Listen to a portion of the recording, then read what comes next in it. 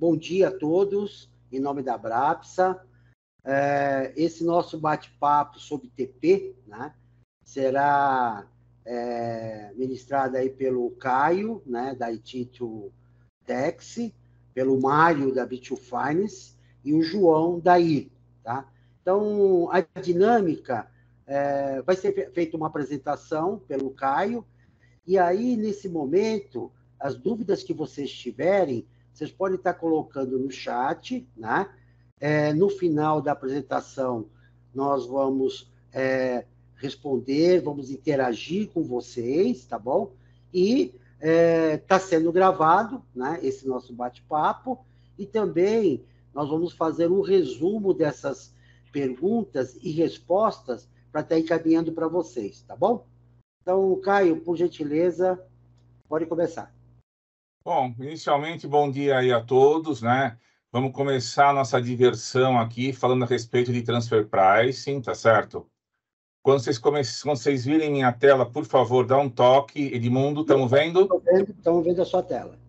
Bom, gente, então, o que acontece, tá?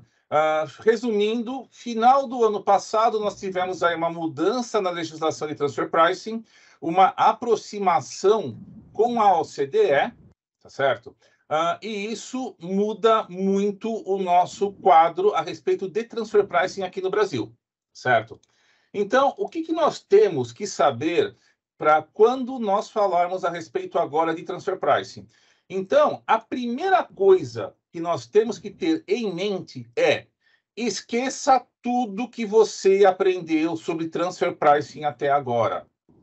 Nesses 27 anos de legislação brasileira de transfer pricing, tudo aquilo que a gente aprendeu, a gente esquece. Tá? Não é mais o transfer pricing como nós conhecemos. Nós vamos passar agora a seguir os guidelines da OCDE.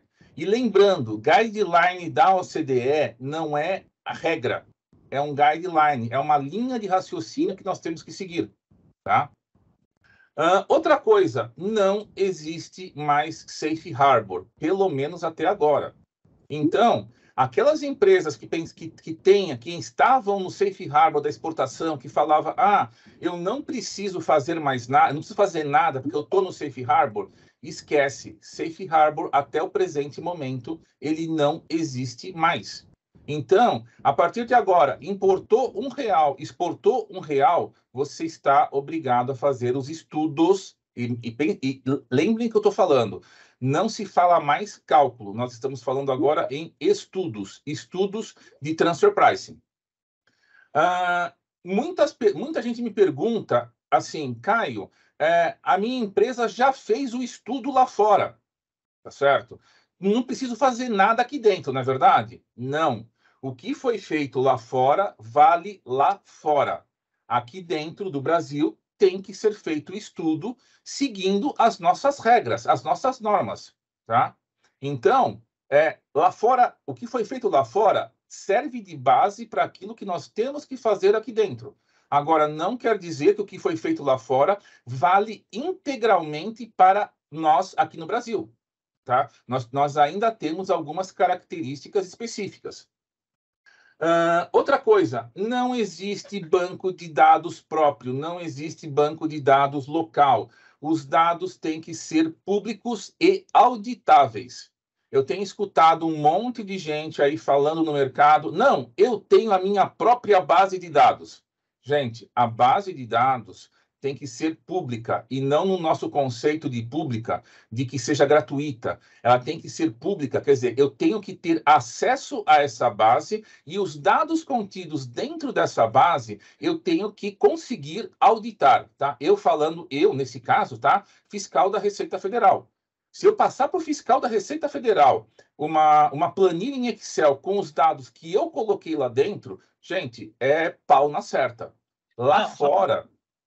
Só para continuar, Caio, que acho que não sei se as pessoas sabem qual é a necessidade de ter uma base de dados externa, né? Sim, sim. A gente, lá fora, conversando com várias pessoas lá fora, eles falaram, Caio, se o fiscal aqui de fora do IRS, ele pede aonde estão os dados, ele não quer receber uma planilha em Excel com dados. Planilha em Excel aceita qualquer coisa. tá? Ele quer receber, ele quer saber da onde que eu peguei e como ele pode validar isso, tá? E o principal, tá? Gente, não existe fórmula mágica, tá? Os novos estudos de transfer pricing, eles vão ter um custo mais elevado do que até então os cálculos que eram feitos, tá? E fórmulas mágicas podem sair caro. Fórmulas mágicas podem dar errado. Então, portanto, lembrem-se sempre que o barato pode sair caro, tá? Muito bem. O Caio, Oi, consegue voltar rapidinho ali só para eu fazer um comentário? lógico. Dois, na verdade, né? A gente está falando aqui, primeiramente, do Safe Harbor, né? De fato, a gente não vai ter um Safe Harbor. E até nas nossas discussões aqui, a gente fez um grupo de discussões para a gente tratar justamente do tema. E muita gente vem falando também sobre aquela questão dos limites de cada empresa, né? Cada grupo multinacional. Então, o que talvez mais se aproxime dessa questão de safe harbor, mas aí não falando em não ter que preparar o estudo ou não ter que entregar para o fisco o estudo, seria mais ou menos isso, onde cada nível de receita do grupo multinacional, ele vai impactar no tipo de documentação que você precisa entregar. Então, se você tem no mundo uma receita muito alta, você vai ter que entregar a sua documentação por completa aqui no Brasil, que seria a Local File e Master File. Isso a gente não vê em nenhum país do mundo, é algo totalmente disruptivo. O Brasil, sendo o Brasil, veio e trouxe essa figura, né? E aí o outro ponto que o Caio comentou aqui, que é relacionado ao estudo feito lá fora. E eu acho muito importante a gente já deixar isso aqui bem claro, como o próprio Caio comentou, eles estão acostumados com uma regra e que, inclusive, muitos países europeus, por sinal, eles não precisam entregar nenhuma documentação para o fisco do país. Então, isso é muito diferente do que a gente vai viver aqui no Brasil, né? Porque a gente vai realmente precisar não só informar para o fisco informações nacionais, mas também do grupo multinacional. Então, esses pontos são muito importantes da gente frisar aqui logo no começo da apresentação, porque qualquer coisa que a gente sabe que a pressão vai vir muito grande lá de fora, no seguinte sentido, olha, estamos acostumados com a legislação há muito mais tempo do que vocês imaginam o que é preço de transferência, então nós vamos fazer por aqui. E pode ser que o fiscal aqui do Brasil, no momento que vá fiscalizar esse estudo, ele olhe e invalide toda essa operação, porque ele, de fato, precisa entender a operação aqui do Brasil e de acordo com as métricas, né? Porque, como sempre, nossa legislação, ela traz a figura principal, falando sobre a ótica dos guidelines, mas ela logo na sequência vem falando vários pontos que destoam realmente da legislação da OCDE. Então, é muito importante a gente estar alinhado o Brasil com os demais países para que eles saibam que, ok, estamos integrados com a OCDE, mas isso não quer dizer que estamos 100% no modelo OCDE. Bom, então, o que acontece? Vamos lá. 2018 começa uma aproximação com a OCDE, tá certo? Essa aproximação, ela visa aí uma candidatura do Brasil à OCDE, certo? Nós ainda não somos parte da OCDE. Acho, né, minha opinião, vai ser um tanto quanto complexo nós entrarmos na OCDE, mas transfer pricing sempre foi tido como um problema. Então, começa uma aproximação com a OCDE e começam estudos para que o Brasil faça parte da OCDE, se adequando aos guidelines DTP. 2022, nós temos a publicação da MP 1152, que trata do TP, tá? Com uma possibilidade de uma vigência optativa em 2003, lembrando, optativa, mas irretratável, tá? Aceitou, não volta atrás, tá? Ou obrigatória a partir de 2024, tá? A decisão vai ser via ECAC, você protocoliza isso no ECAC, tá?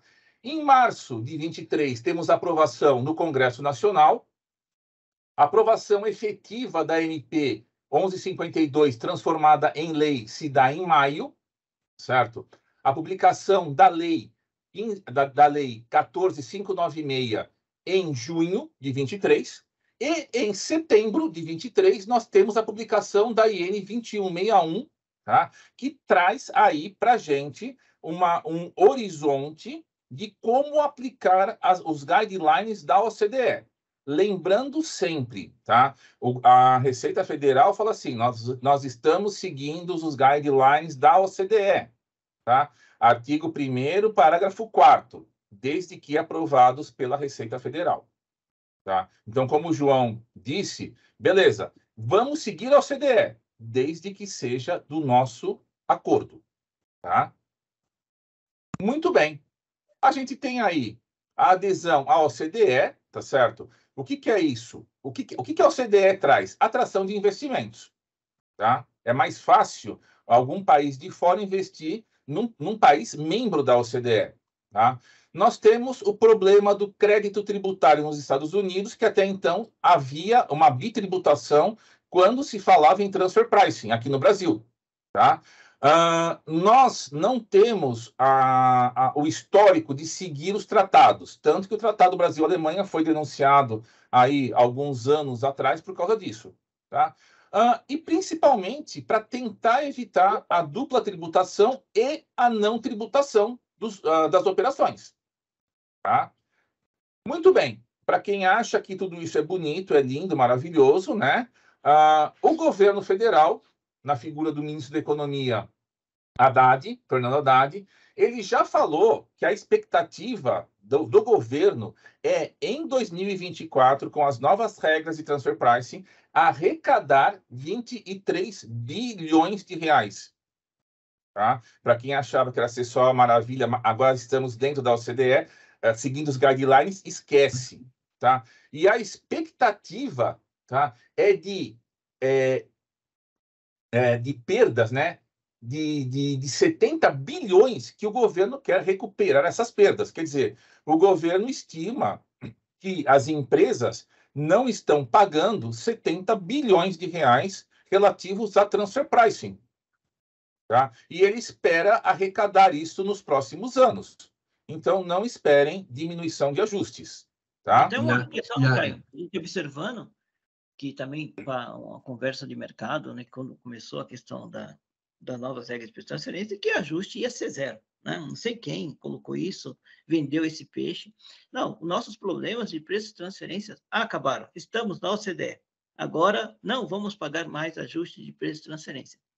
Meus amigos, quem leu a instrução normativa, quem conhece um pouco da OCDE, sabe que não é bem assim, e a forma que a Receita Federal Brasileira introduziu as regras de preço de transferência vai gerar ajuste, ao meu ver, maiores do que nós tínhamos antes.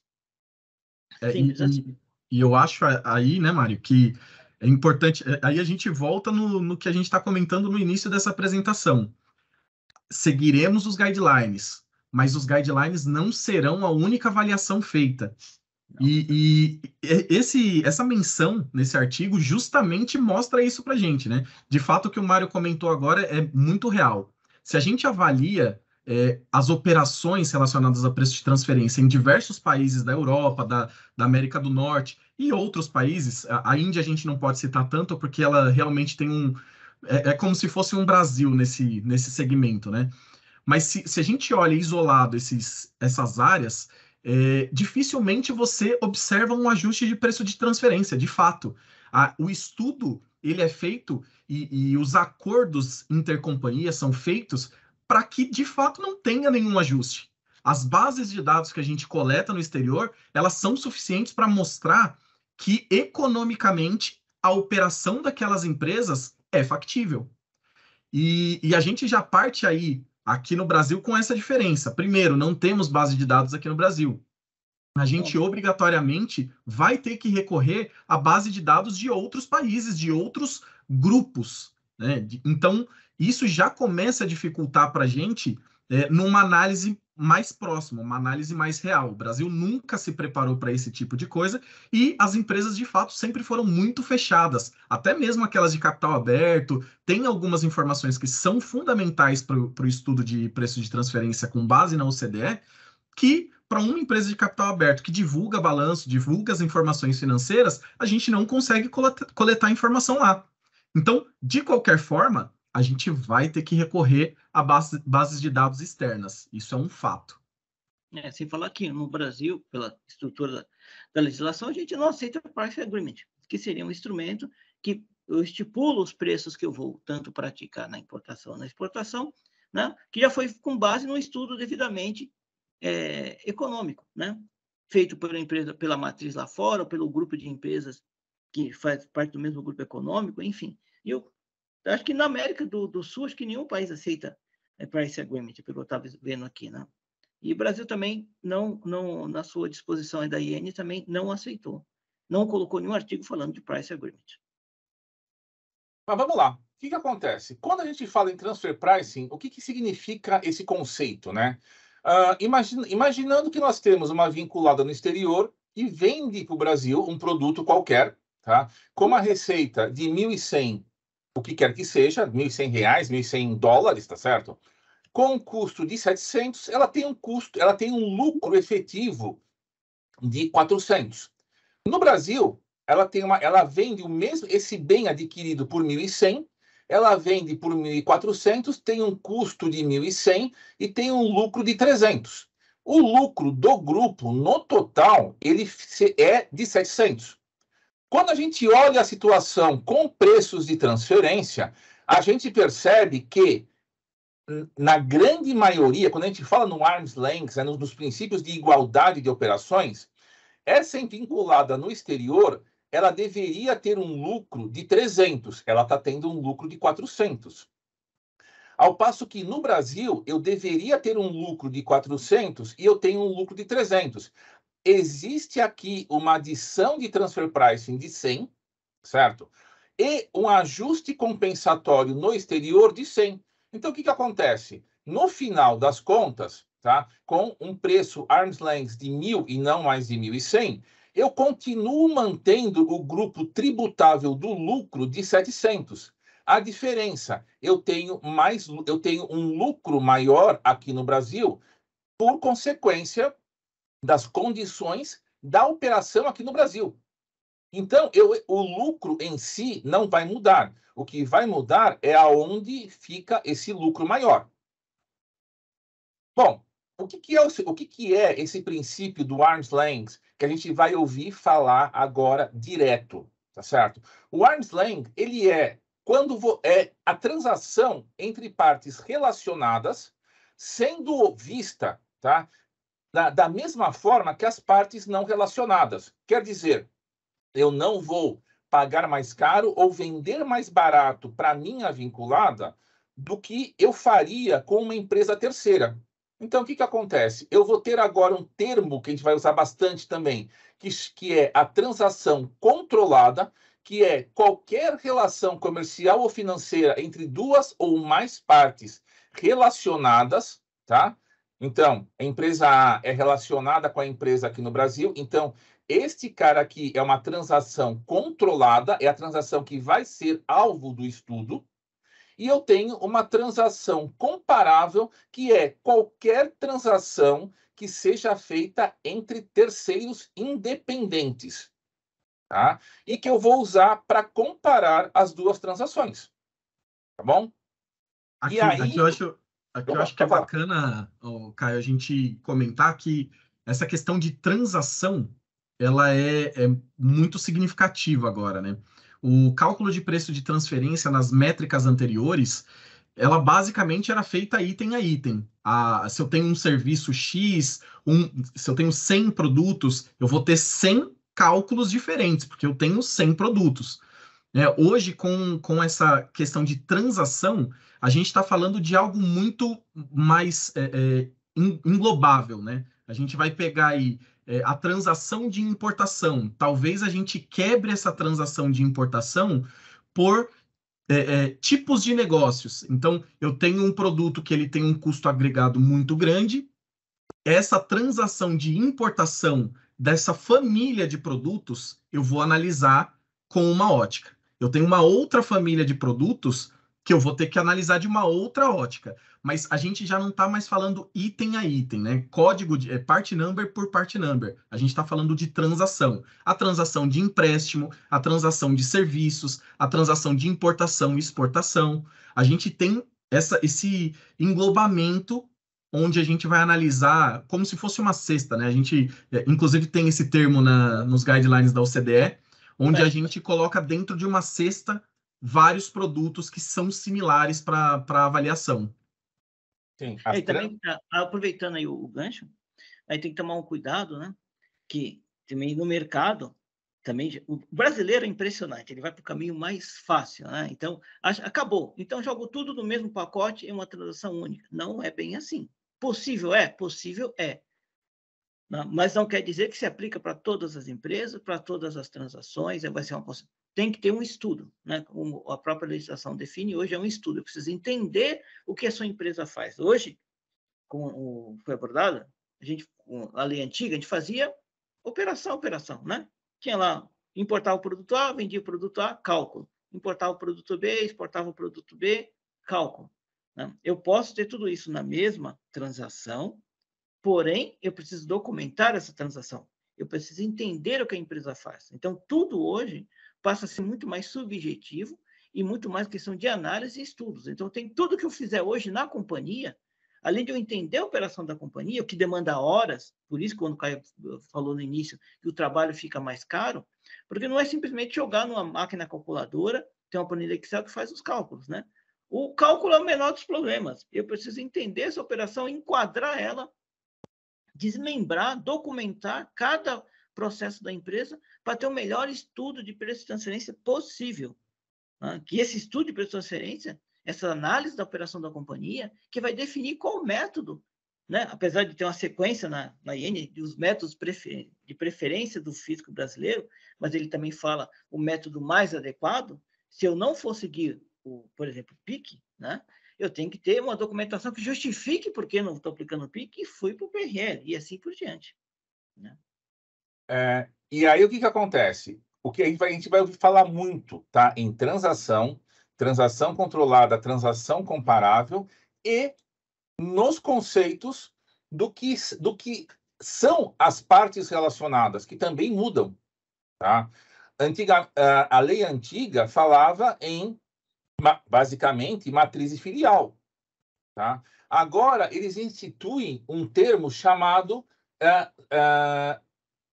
partes sujeitas à influência, tá? E como é que eu sei o que está sujeito à influência? Meus amigos, como o Mário bem disse, é um estudo.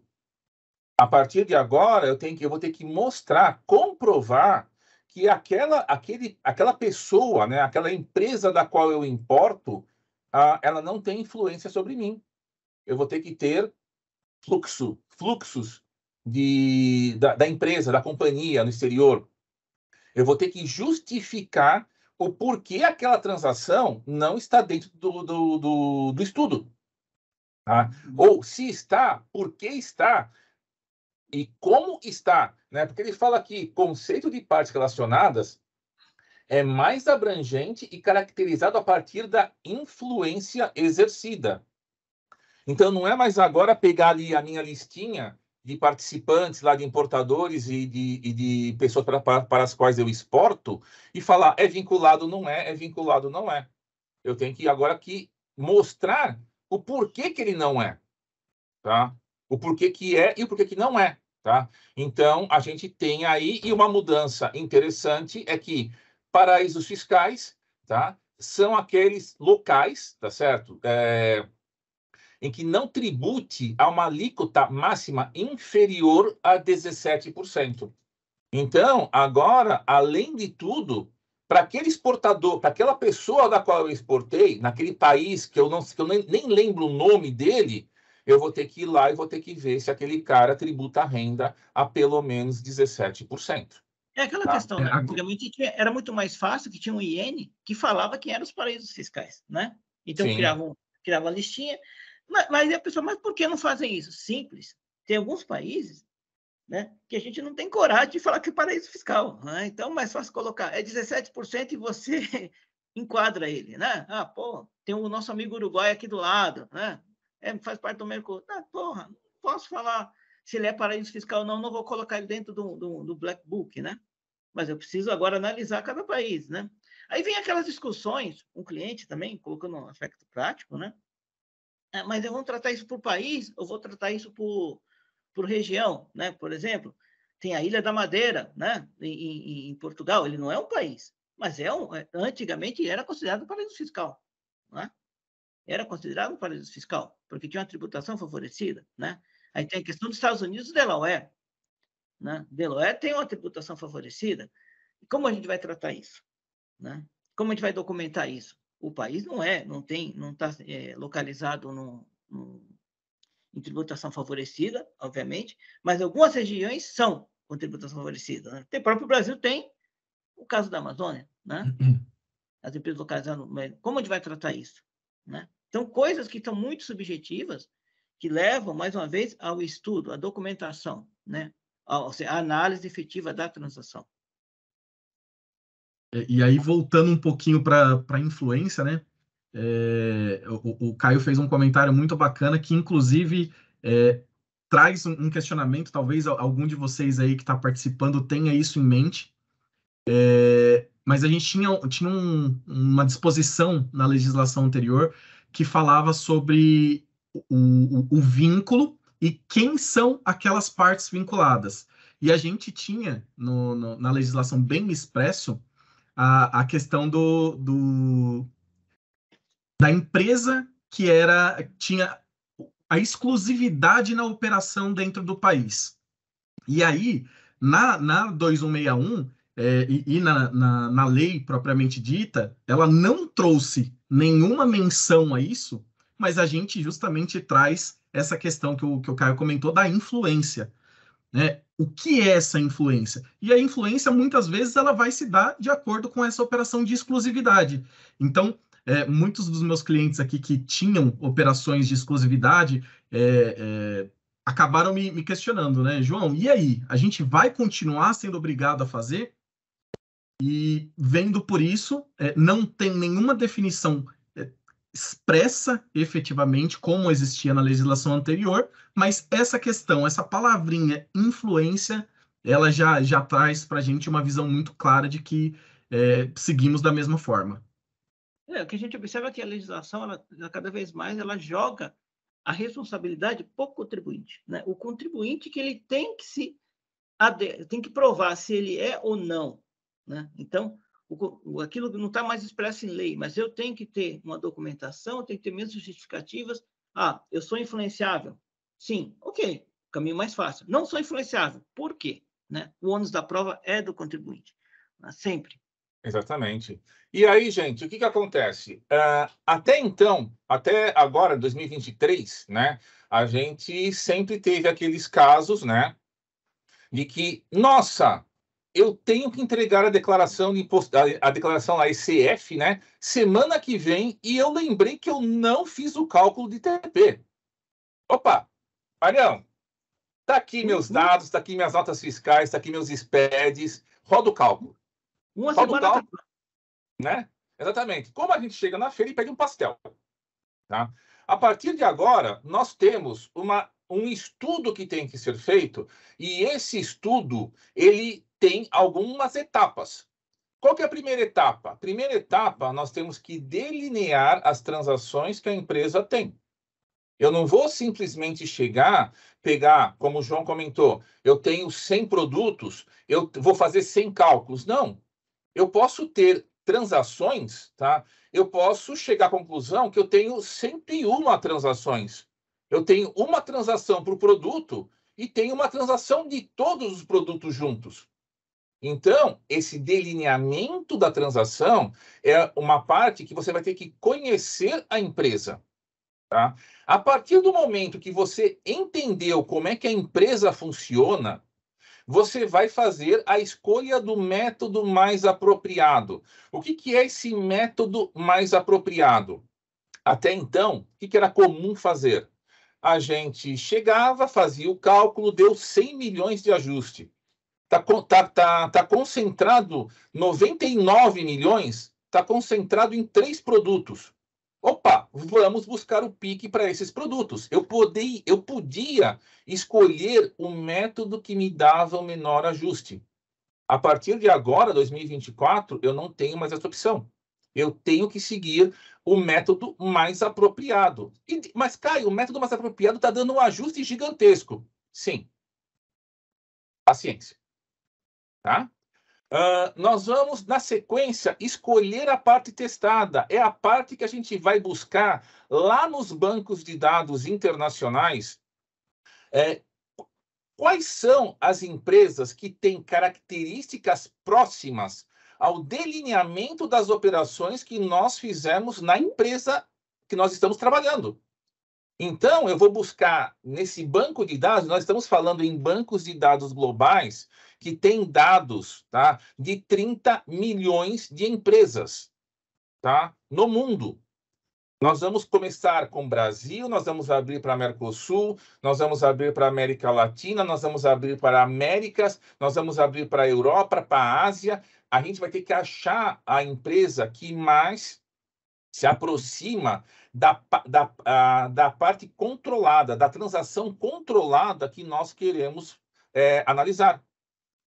Feito isso, nós vamos fazer uma seleção de comparáveis em intervalos. Eu vou ter que trabalhar, não é mais agora aquele valor que nós falávamos antigamente, né? Preço parâmetro, preço praticado. Não, agora eu estou falando em mediana, eu estou falando em quartis.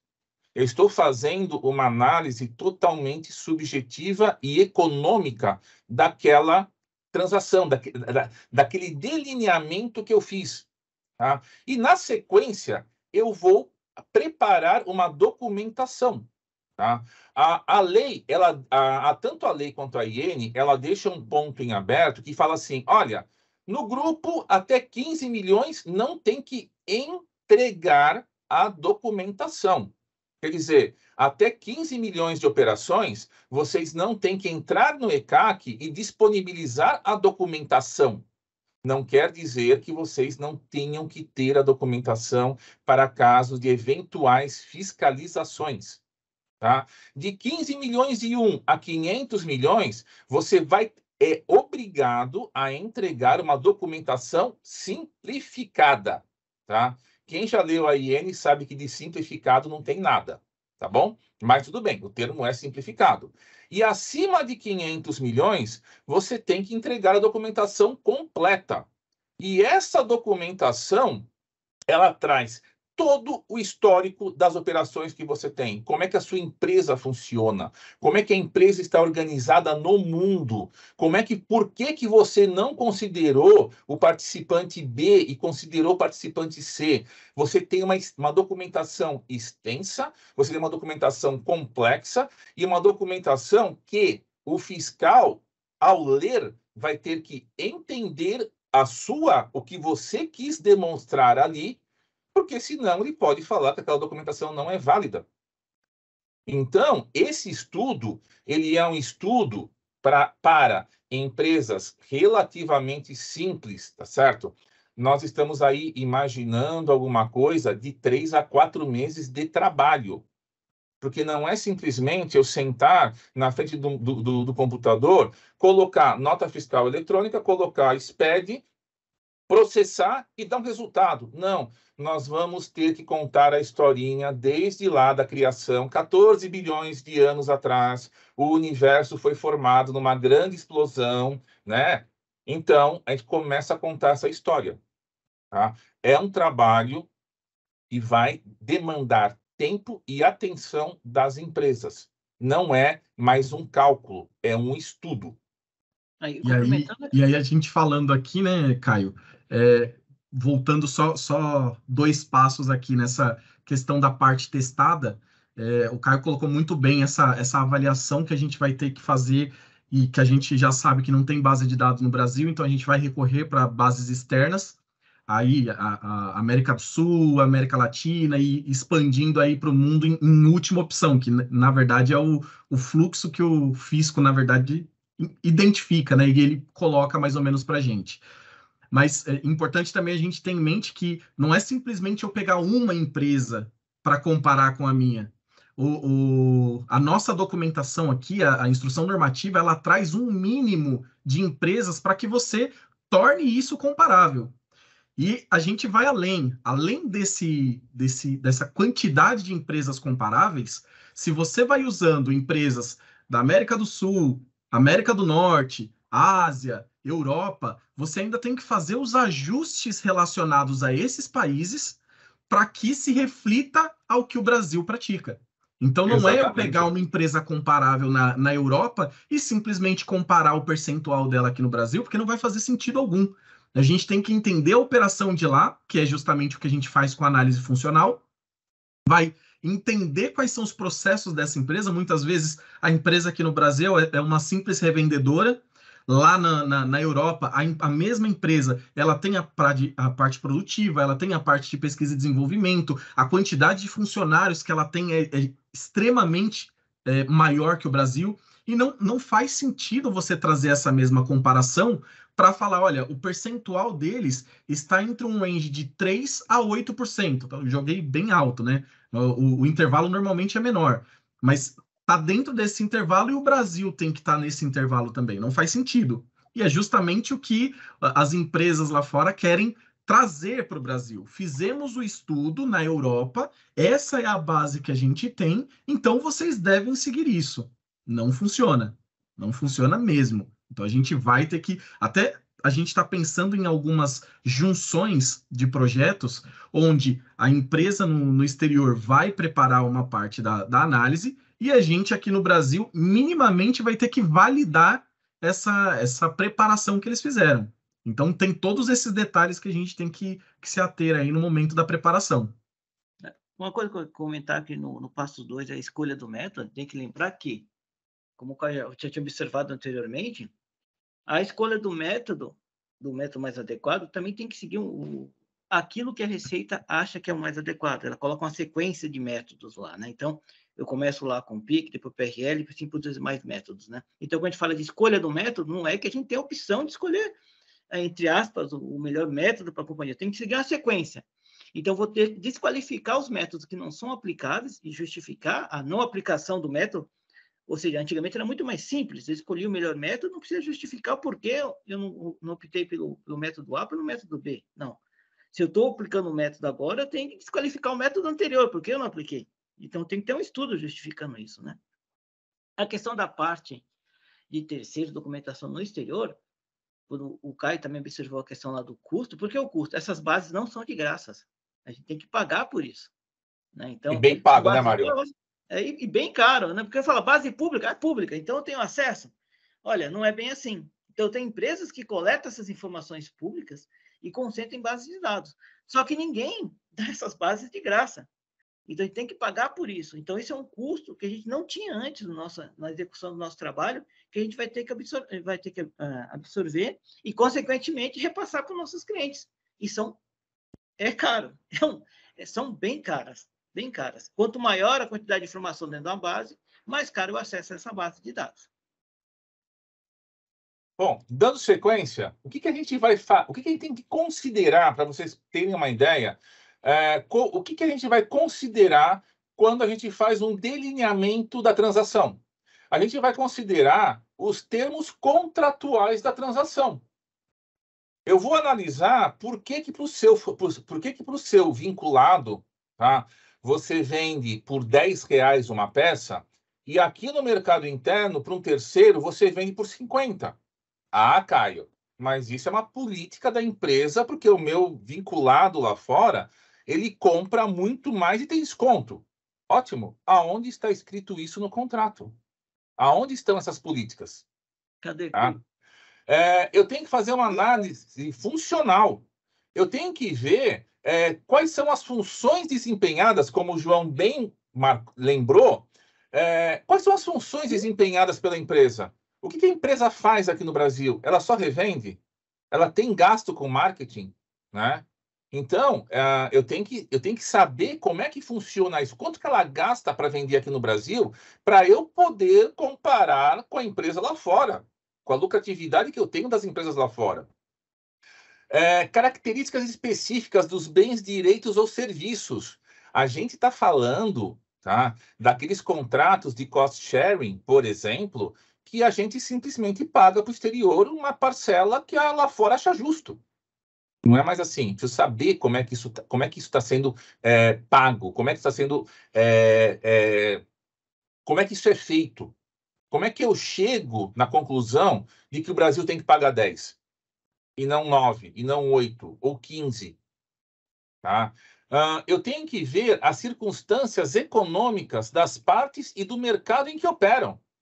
Se eu estou entrando, né, se eu estou iniciando a empresa agora no Brasil, como é que isso funciona? Já é consolidado a minha marca aqui no país? Como é que isso funciona? Como é que faz? Como é que eu faço para vender? Tá? Estratégia de negócio. Tá? E aí a frase que eu adoro da Receita Federal, né? Opções realisticamente disponíveis. Isso é um mistério. O que significa, né? Exatamente. Eis o mistério da fé do transfer pricing. Tá? O que são operações realisticamente disponíveis? A grosso modo, são operações nas quais eu tenho suporte, nas quais eu consigo comprovar que aquela operação, primeiro, ela existiu. Segundo, ela existiu por estas características, tá? De um contrato firmado, assinado, bonitinho, no qual eu posso justificar que eu estou pagando, que eu estou vendendo, né, para minha vinculada no exterior por um preço menor, porque eu estou dando um desconto, porque ele atingiu uma quantidade X. Agora, se eu simplesmente falar, né, como a gente escuta bastante, é assim porque é assim. Né? Definição da matriz. Definição da matriz. Ótimo. Né? Então, isso a gente tem que documentar. E não é só da parte do transfer pricing, tá? Não é só quem está fazendo o estudo. Isso é uma documentação que tem que começar a ser feita dentro das empresas. Gente, OCDE, nós estamos falando de uma outra cultura. Nós vamos ter que nos adaptar a essa cultura OCDE. Cultura de uma documentação suporte. Tá? Na sequência, nós temos aqui algumas partes de delineamento de transação que a gente vai falar. Quais são as funções desenvolvidas pela empresa? Pesquisa e desenvolvimento, projeto, fabricação, gestão de materiais, transporte e armazenamento, enfim. Eu vou ter que analisar todas as funções que a empresa faz aqui no Brasil para poder eleger um comparável dentre que tenha pelo menos as mesmas funções. Porque, senão, eu vou ter que adequar as pontas para que elas fiquem comparáveis. E aí vem a pergunta, como é que eu faço isso? Excelente pergunta, no próximo a gente conta para vocês, tá? Quais são os ativos da empresa? As máquinas, equipamentos, edifícios, terrenos, intangíveis. A gente nunca falou em intangível em transfer pricing até agora. Nós vamos falar agora em propriedade intelectual, marca, patente, software, reputação da empresa, lista de clientes, direitos de concessões, licenças, autorizações, cotas, permissões governamentais. Nós estamos falando em risco de estoque, demanda de mercado. Se eu comprar o produto e não vender, com quem que fica a bucha? É minha isso daqui? Ou a minha matriz lá fora chega uma hora e fala, eu vou comprar tudo de volta?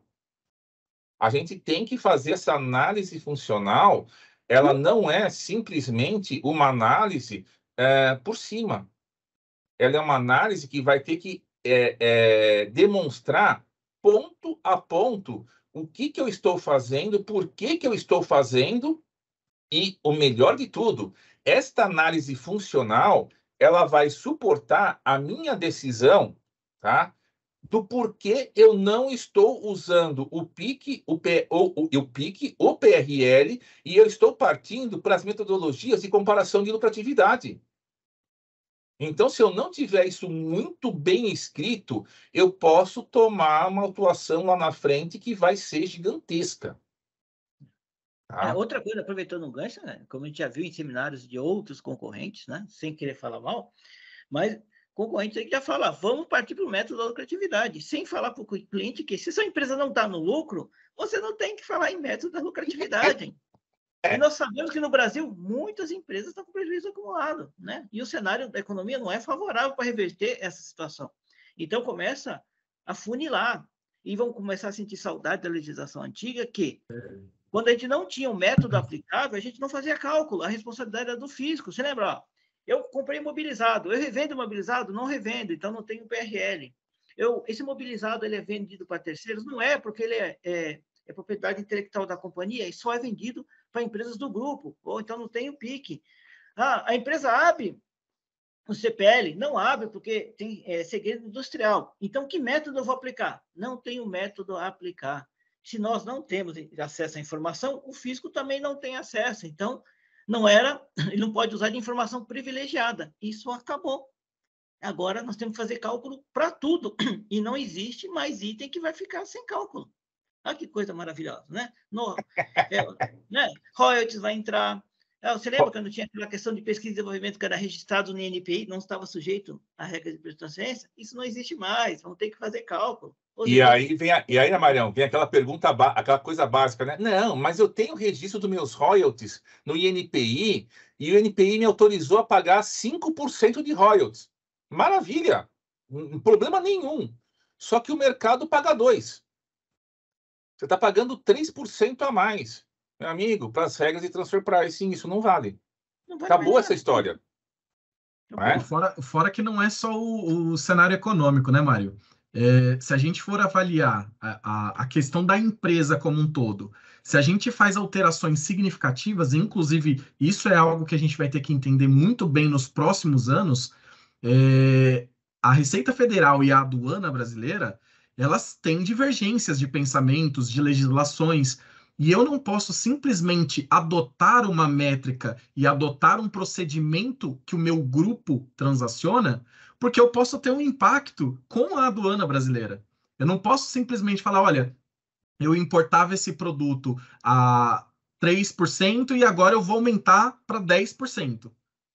Eu não posso fazer essa movimentação tão grande, porque a gente vai ter um canal vermelho lá na aduana, não vai ser permitida fazer a importação ou mesmo a exportação, a gente vai ter problemas sérios com isso. Então, além de adequar a legislação de preço de transferência, a gente também vai ter que se preocupar com esses traços de customs, né? de operações de importação e exportação também.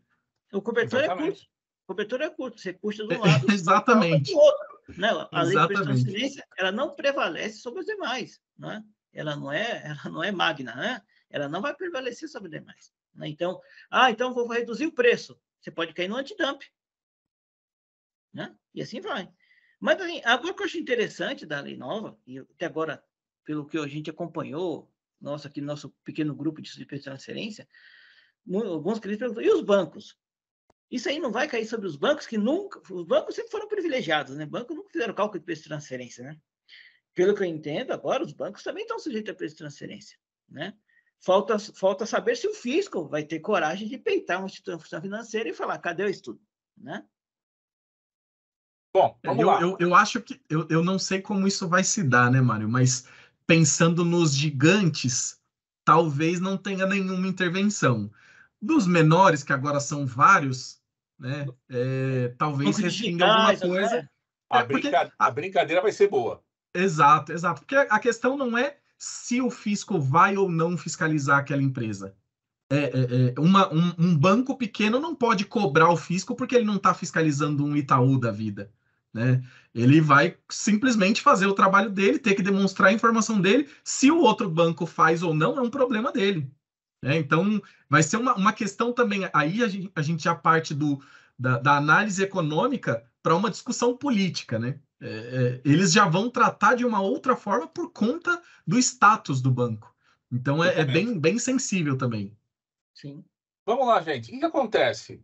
Aqui, ó, um delineamento básico de transação. Tá? A empresa importa molde de metal, importa maquinário, importa insumos, tem registro de tecnologias e patentes, prestação de serviços, certo? Eu tenho um delineamento de operações na entrada, que contando aqui, ó, 1, 2, 3, 4, 5 delineamentos de operações nas entradas. A hora que eu olho o que a empresa no Brasil faz, ela manufatura, ela compra, tá certo? Ela tem vendas e marketing, tá? Só que, opa, eu tenho aqui uma manufatura, tenho compras, tenho P&D, opa, P&D eu não tenho aqui. Então, as duas empresas já começam a não ser tão comparáveis assim.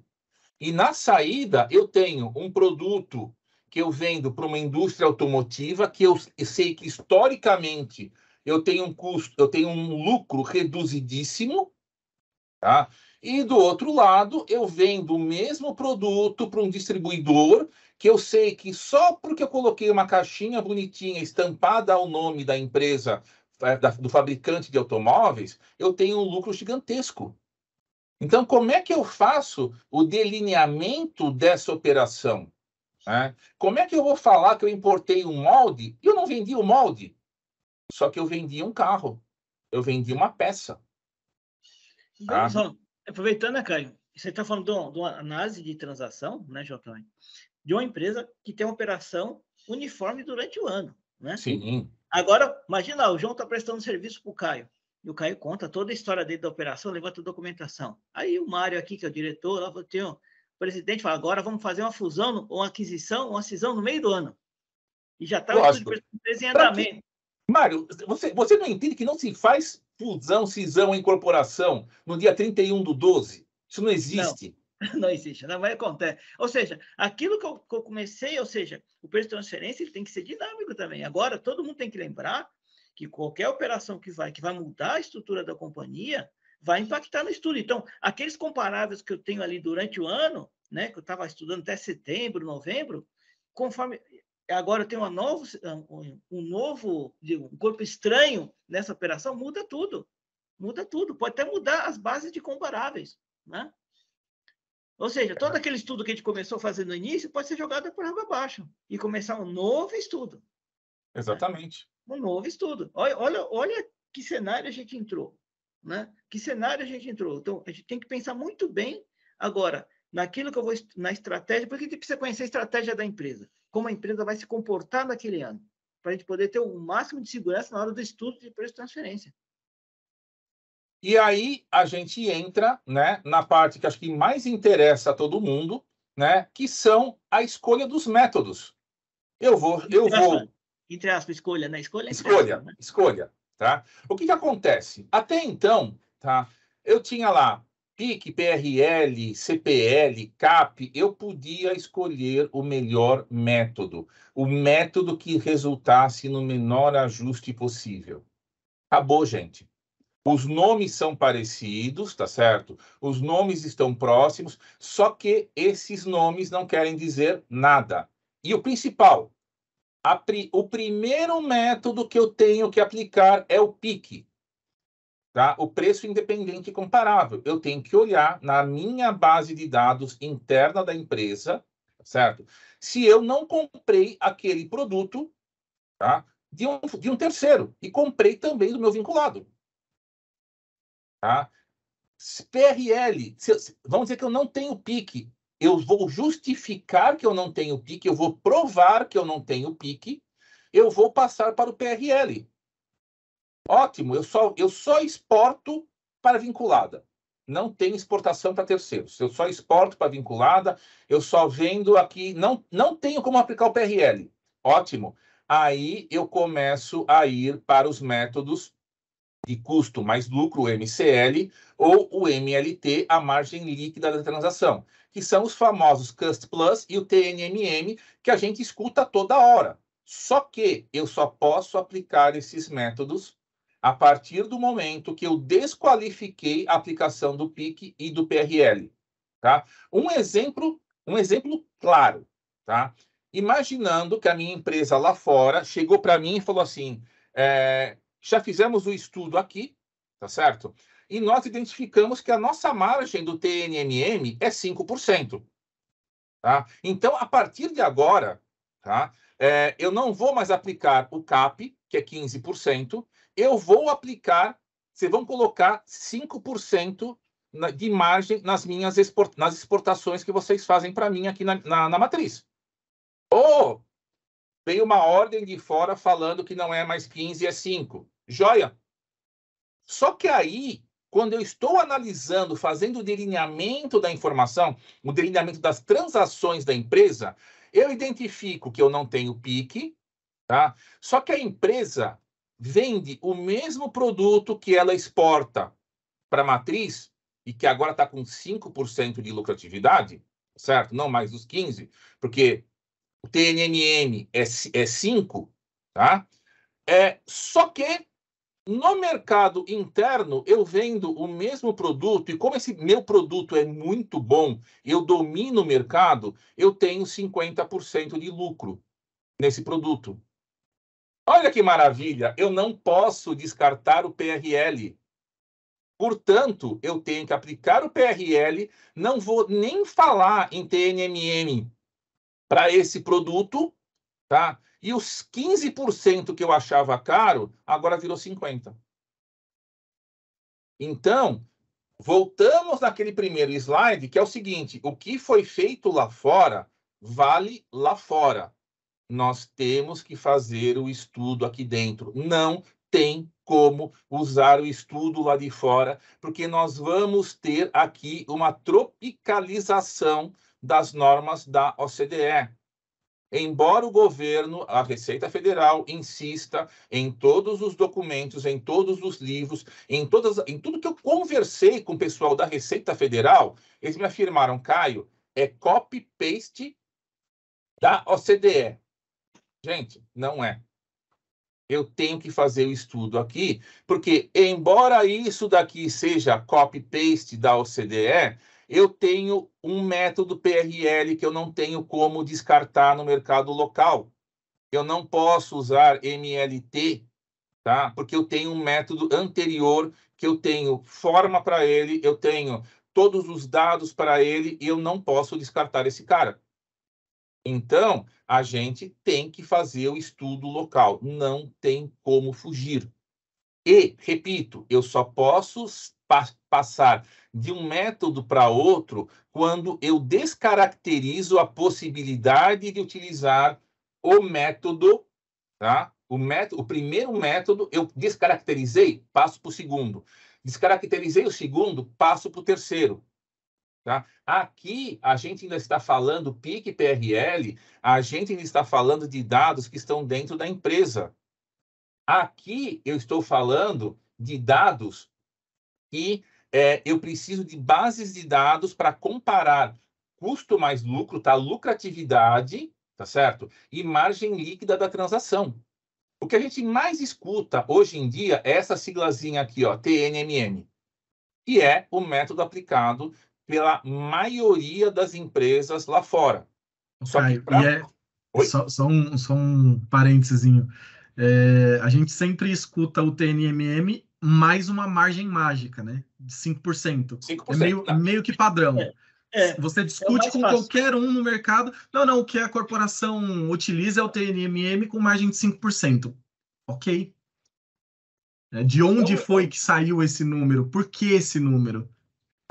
Então, quando a gente fala no 5%, esse número mágico, né? Que eu não sei por que, né, João? Esse 5% persegue a gente desde 96. Exatamente. Né? Eu preciso saber da onde que ele tirou esse 5%. Então, eu tenho um estudo lá fora, ótimo. Esse estudo lá de fora é a primeira documentação que nós temos que receber, tá? Para entender da onde que ele tirou esse 5%, tá certo? Se este 5% se adequa à nossa realidade, tá? E se eu não tenho nenhum outro método anterior que eu sou obrigado a usar.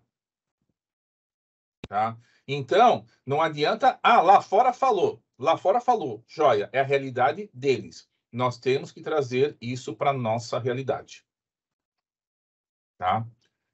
Na sequência, a gente tem um comparativo dizendo o seguinte: O que acontece? O PIC, tá? Os requisitos de comparabilidade. Como é que eu vou comparar o PIC?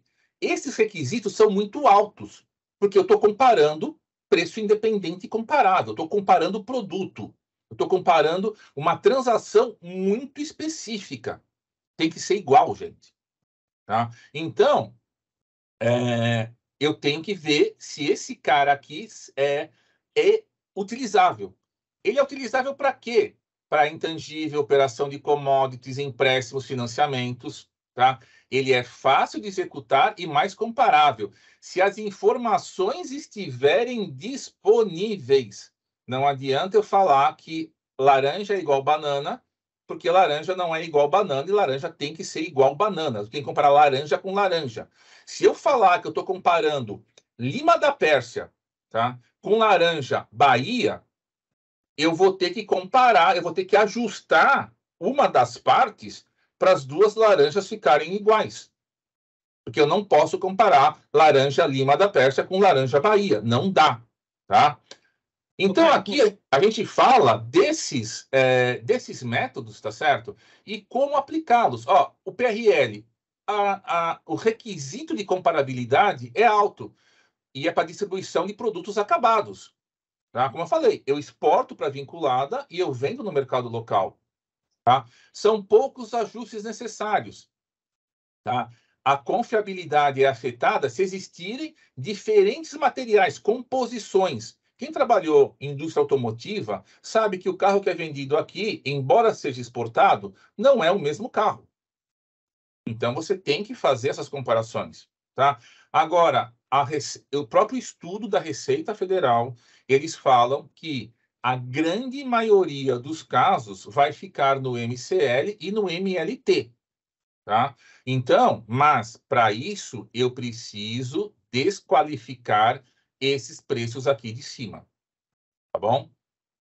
Na sequência. Acho que até aproveitando um gancho, é que, lembrando também a questão de murmúrio de mercado, que a gente sempre buscou o menor ajuste para o cliente. Né? Sempre foi o objetivo de todos os anos a gente buscar o menor ajuste. Agora, o foco é buscar a melhor documentação. O ajuste é consequência. Exatamente. O ajuste hoje é consequência. O que eu vou identificar na parte testada? Eu falei até agora, a gente falou no slide anterior, do delineamento da operação. Agora eu vou falar da parte testada. É o fator mais importante do estudo. Ele deve ser geralmente uma empresa que tem o menor grau de complexidade e o menor risco em relação à transação. Eu tenho que procurar empresas semelhantes. Eu devo considerar a disponibilidade de dados confiáveis. Não existe planilha em Excel com os dados que eu tenho dentro da empresa no setor de vendas. Não posso usar lista de produto, não posso usar lista de vendas.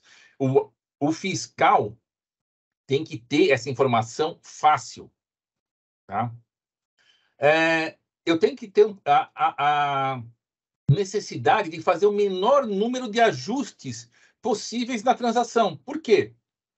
Porque o meu entendimento de ajuste pode ser diferente do entendimento do fiscal. Então, a gente tem que tomar cuidado com isso, tem que procurar as empresas o mais próximo possível. Tá? E o que acontece? Reforça que o preço da transação seja avaliado de acordo com as condições do mercado.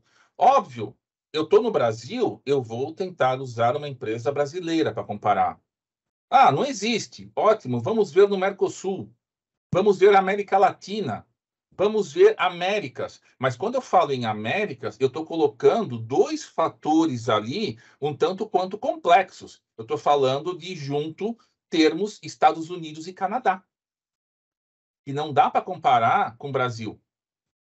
Se eu for para a Europa, piorou mais ainda a história. Se eu for para a Ásia, como é que eu vou comparar, tá, lucratividade de uma empresa chinesa, de uma empresa vietnamita?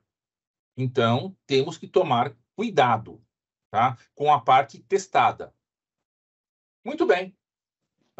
O que acontece? Quando a gente fala nos intervalos de comparação, a gente está falando aí em bancos de dados, tá? contendo os dados financeiros e informações de empresas listadas e não listadas, nacionais e estrangeiras, tá certo? Nos quais os principais Orbis, Osiris, tá? CompuSat, Bloomberg, RoyaltyStat, Canemy, enfim, uma série de empresas, tá? Nas quais preços módicos, tá certo? Por ano, na casa aí dos $100 mil a 225 mil euros. Tá? Não é barato. Tá? E o que tem que ter isso? Eu vou fazer uma pesquisa, tá? Bom, requisito básico, né? A informação tem que ser autêntica, a informação tem que ser auditável. Não adianta eu criar da minha cabeça a informação. Eu tenho que verificar o período da transação entre as partes relacionadas e entre terceiros, de forma a assegurar que as circunstâncias econômicas são iguais. Eu não posso comparar dados de empresas de 10, 12 anos atrás com o que eu estou praticando hoje. Gente, hoje nós temos, pelo menos, tá, noticiados aí no jornal, pelo menos 2 guerras no mundo. Isso afeta preço. Tá? Então, a gente tem que ter atendimento a padrões de comparabilidade exigidos, específico para cada método. Eu tenho que lembrar que eu tenho métodos diferentes e questionamentos diferentes. Tá? Então, primeiro passo das bases de dados, executar a pesquisa mais ampla que eu posso. Quantas empresas vêm? Estou fazendo uma empresa X, veio 50 empresas, ótimo. Destas 50 empresas, quantas efetivamente são comparáveis à minha? Pode ser de 50, pode ser que eu tire 10, pode ser que eu tire 5, pode ser que eu tire 20. Desse intervalo de empresas que eu tenho, eu vou passar para uma análise, né, mais qualitativa. Quais são as empresas que efetivamente se comparam à minha operação aqui no Brasil? Porque eu posso querer comparar uma operação no Brasil que não tenha nada a ver, que a empresa lá fora ela seja muito maior do que a empresa aqui no Brasil, ou pode ser que ela seja muito menor do que a empresa aqui no Brasil. E aí, como é que eu comparo? Qual eu comparo? Enfim, essa é a análise. Tá? E aí nós chegamos no prato principal da nossa brincadeira, a documentação. E embora eu não possa não estar obrigado a entregá-la, a colocar lá no ECAC, mas eu tenho que ter essa documentação guardada e muito bem guardada para casos de fiscalização. Eu tenho que ter um local file, tá? Que é um documento que contém informações detalhadas sobre as transações entre empresas relacionadas em uma jurisdição específica, incluindo descrição de atividades, ativos e riscos das partes relacionadas, assim como os métodos utilizados para determinar os preços de transferência e a documentação suporte. A Receita Federal, a partir lá do artigo 54, ele detalha, inclusive, fluxograma da empresa. Tá? Então, a gente tem que ter isso muito bem guardado, e esse local file responde às atividades da empresa aqui no Brasil. Eu estou declarando as operações aqui do Brasil. Caso a empresa brasileira, tá, consolide ou seja solicitado pela matriz a apresentação do master file, eu tenho que fazer essa documentação, mas olhando para o grupo de políticas, o grupo das empresas e as políticas globais de preço de transferência do grupo. É um documento muito maior, muito mais detalhado, tá certo? No qual eu tenho que, inclusive, ver políticas de alocação de risco e de intangíveis. Por que eu produzo uma parte, sei lá, no Vietnã e importo para cá? Eu tenho que mostrar isso daqui. Tá? E o relatório country by country, ou país a país, no qual você vai demonstrar ali quanto que cada empresa do grupo lucra, quanto que cada empresa do grupo pratica de preços de transferência dentro do grupo. Tá? Isso é a documentação que, embora a empresa possa não estar obrigada a entregar, ela tem que ter essa documentação guardadinha, bonitinha, para, em caso de fiscalização, entregar. O Caio, e aí um ponto relacionado ao local file que é bem importante, né? Você comentou da estrutura organizacional, mas para vocês entenderem qual que é o nível de detalhe que a gente chega nessa documentação, quando a gente fala daquela cesta de itens, cesta de produtos, cesta de transações, a gente vai no nível, por exemplo, de avaliar a composição química de um determinado produto e especificar ela dentro do local file, para que o fisco entenda o porquê você está fazendo aquele estudo, porquê você está falando que vai utilizar o método que você está propondo e onde ele se enquadra com os demais produtos e os demais comparáveis que você está utilizando para sua análise. Então, é de fato uma documentação muito completa, muito específica. Eu digo até que muitas vezes os funcionários da empresa, até a administração da empresa, não conhece o nível de detalhe que a gente vai chegar na análise de preço de transferência.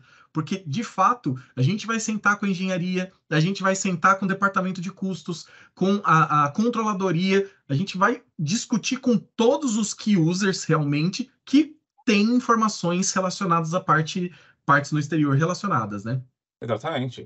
É um trabalho, como eu disse, acabou o trabalho de transfer pricing de uma semana.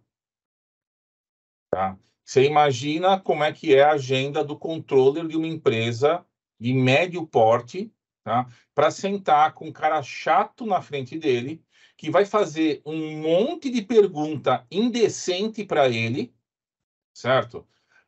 Como é que ele vai responder a isso? É tempo, gente. A gente está falando especificamente em tempo. Tá? Uma vez feito tudo isso, tá certo? Vem a parte que eu tenho certeza que o pessoal mais adora, né? Que são os ajustes. Né? Então, a Receita Federal entendeu, tá certo? Que existe um ajuste espontâneo, quer dizer, a empresa apurou lá e num exemplo bem simplista, tá certo? Que a empresa ela tem uma lucratividade de 1% no mercado, tá certo? Aplicou-se o famoso TNMM, chegou-se lá numa lucratividade, margens líquidas, né, de 1%, o mercado pratica 5%. Então, o que eu tenho que fazer, aonde que eu tenho que mexer para transformar 1 em 5. Da onde eu vou tirar esses 4%? Esses 4%, a Receita entende que são operações convinculadas.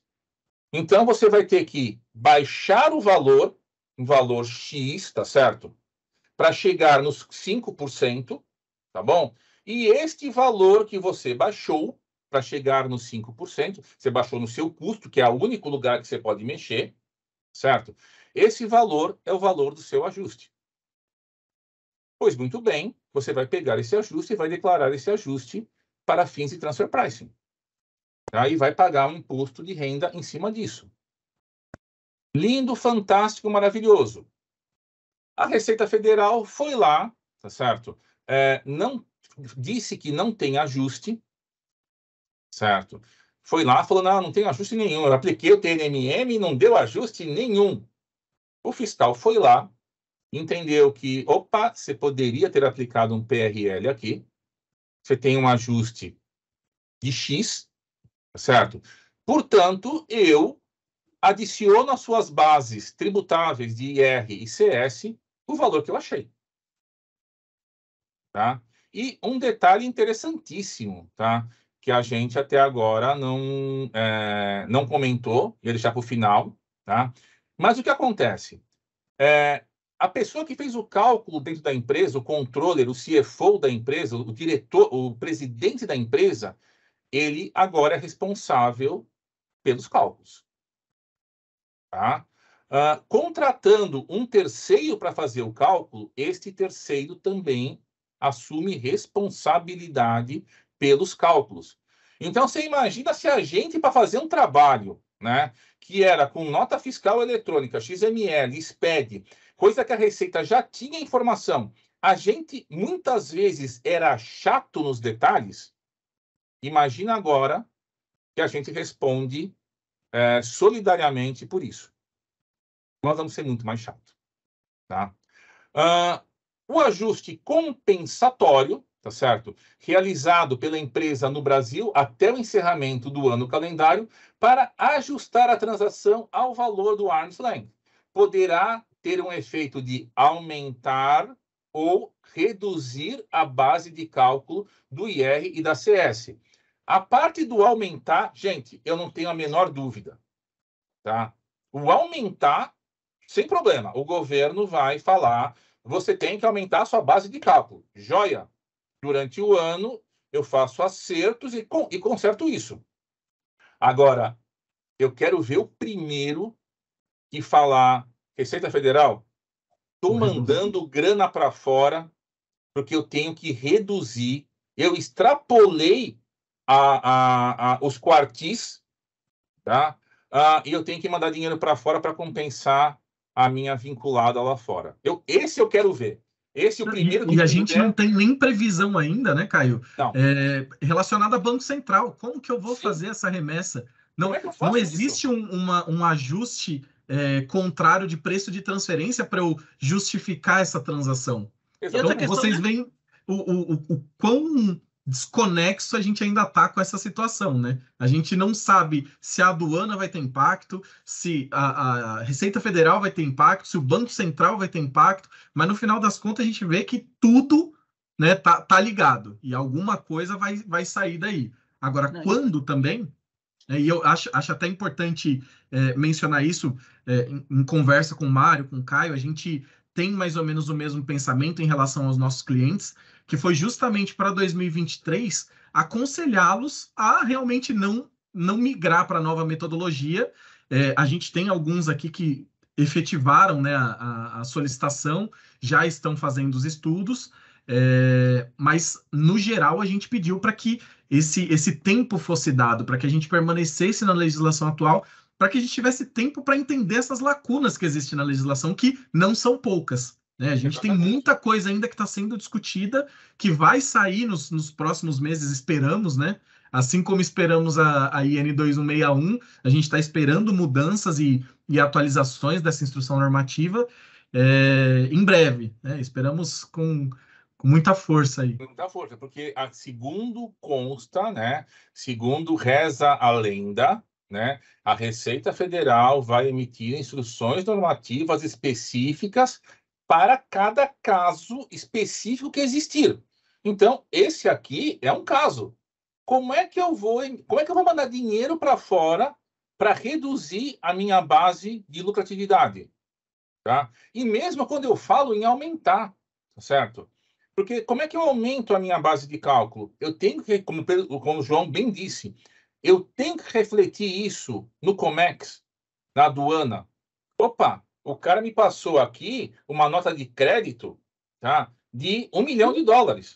Como é que eu faço a correção da minha DI?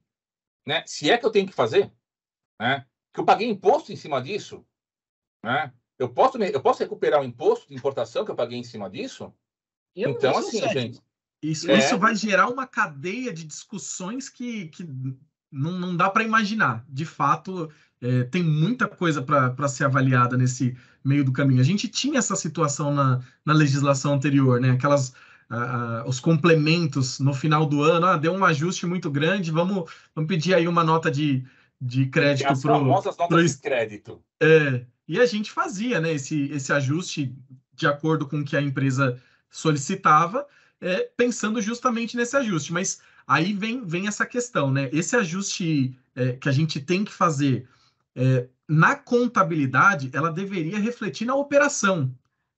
Não é como a gente fazia para fins de preço de transferência, que era pegar aquele valor em notas que a gente tinha de crédito e incluir no nosso cálculo de preço de transferência, mas não reabrir o período contábil que a gente está analisando. Isso é muito sensível, porque o que a legislação traz agora, de fato, é que se você for fazer esse ajuste, você precisa reabrir seu período contábil.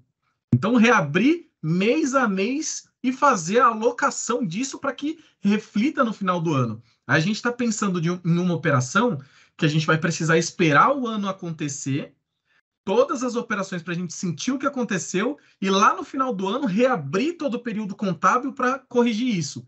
Eu já digo de antemão que é insano. E eu acho que pouco provável que os nossos clientes vão querer fazer isso. Você fala que a legislação ela traz algumas armadilhas, né?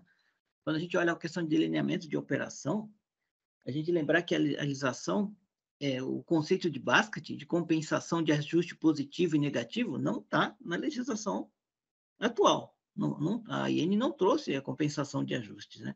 Então, se a gente pegar assim, olha, como o brasileiro é criativo, né? Se a gente pega uma transação, analisa que a transação A vai trazer um ajuste, a transação B não vai trazer ajuste, e eu sou criativo e falo, vou tratar tudo como uma única transação. É possível? É. É possível? É. Depende, né? Mas quando eu faço a somatória dessas duas transações, eu anulo um ajuste positivo com um ajuste negativo. Aí eu pergunto, como o físico vai se comportar isso? Se ele descobrir essa transação tratada em separado, ela tem um ajuste, né?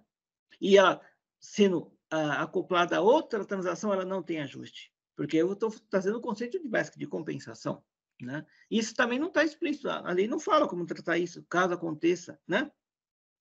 Se eu vou ter que ser conservador e tratar, olha, descobri que a transação A tem ajuste, a transação B não tem, então vou tratar separadamente. Ou, independente disso, eu posso tratar uma transação única, né? É complicado. Gente, temos 5 minutinhos aqui para acabar a apresentação, né? Então, vamos lá. Como se preparar para as novas regras? Certo? Primeira coisa, eu faço adesão em 2023? João já falou isso. Não recomendamos. Não aconselhamos. Não aconselhamos. Mas depende do cenário de ajustes atual da empresa. Tá? Deve considerar que haverá inclusão de novos estudos de operações que hoje não são abarcadas, royalties, intangíveis, contratos de compartilhamento de custo, financiamento, etc. Tá? A gente tem regulamentações ainda que nós não sabemos. Tá? Identificando, né, a identificação das transações, né, e análise das documentações globais. Primeira coisa, quem tem empresa no exterior, que já faz o cálculo lá na OCDE, peçam a documentação para análise. Não tem alternativa. Tá? Verificar se a empresa brasileira, tá certo? Como é que ela vai fazer com o local file, master file e o country by country report. Acesso ao local file das empresas do grupo. Eu não basta simplesmente o cara mandar em master file. Eu preciso ter acesso ao local file, principalmente de empresas, por exemplo, localizadas na Argentina, Chile, México, que já adotam os padrões da OCDE. Tá? Eu vou obrigatoriamente ter que identificar todas as transações que a entidade brasileira realiza com as empresas relacionadas e realizar estudo para a caracterização da entidade brasileira. Não consigo fazer, repito, com o estudo lá de fora. Não tem como. Tá bom?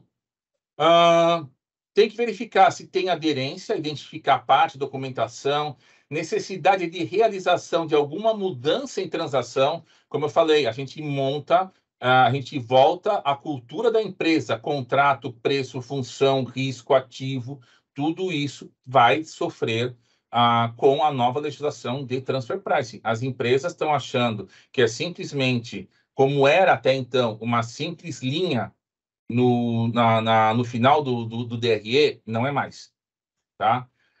Análise das comparabilidades, tudo, atentar para eventuais impactos em outra legislação. Como o João comentou, valoração aduaneira. Como é que fica a história? Não sabemos ainda. Estabelecer um plano de ação para adequação do novo regulamento. Tá? Como é que eu vou agir? O controller vai poder atender o chato do Mário uma semana, 8 horas por dia? Se não, nem começamos com a história. Tá certo? Como ficarão, tá? E eu e o Mário tivemos essa experiência conversando informalmente, né? Uma pessoa falou para a gente, não, eu só tenho transfer pricing de uma operação. Aí a gente descobriu que ele tinha empréstimo, compra de peça, tinha um monte de coisa. Então, como ficam os contratos de empréstimo, longo prazo, commodities? saldos de estoque em 31/12. Gente, tudo isso tem que ser discutido, tudo isso tem que ser analisado, e conto para vocês, não é da noite para o dia. Sem falar que Caio, tem operações que está previsto aqui, né? Tem a empresa é organismo vivo. Aquilo que a gente mapeou hoje, ela pode mudar amanhã. Até o final do ano muda todo o cenário. Sim.